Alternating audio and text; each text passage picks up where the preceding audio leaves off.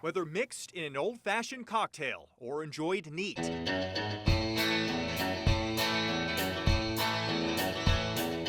Bourbon is the legendary corn-based, oak-barreled Kentucky-style whiskey. It took me a few years to find it at a reasonable price I was willing to pay. From his Maryland home bar, Rob Eddington uses an app to track prices he's paid for hard-to-find bottles. I would rate the bourbon market similar to the stock market. You can go out and listen to 10 different people on what to buy today, and tomorrow it may plummet.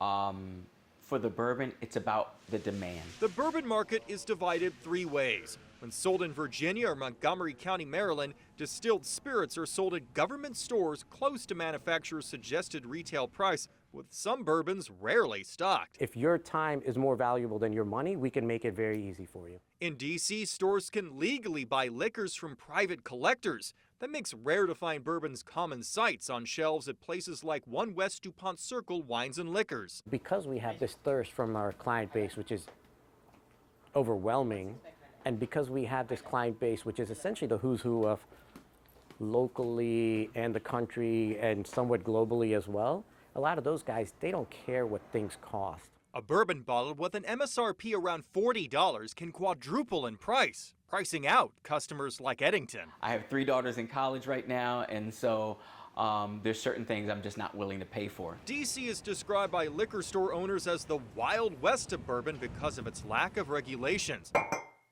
But in a throwback to Prohibition-era liquor raids, a Kentucky-based business had boxes of bourbon seized in January at their D.C. warehouse. It later admitted to not maintaining proper records about the bottles it imported into D.C. for sale on the unregulated market here.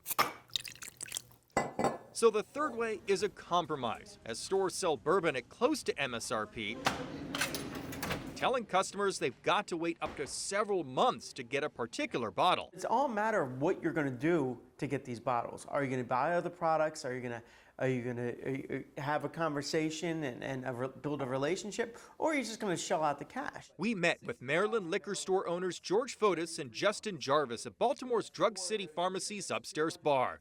They say they're trying to keep bourbon open to a community, not just to those who can pay elevated prices. And the domino effect of that is once stores hear about other stores getting $200 for this bottle, then they say, well, why can't I? And then it's a domino effect. And then in reality, when you want people to enjoy this whiskey because it is a consumable and they are making more, then it becomes, oh, it just depends on how much money you have. One idea these two have for retailers to be fully transparent about what they paid for bottles right next to how much they're charging. It would be a great move by all retailers just to throw it out there, and their bottles will move regardless. But what that does is removes the buyer's remorse that happens down the road when they realize maybe they paid too much. Unless the bourbon boom bubble pops, that collection will keep costing even more of your money or your time. Nathan Baca, WUSA 9.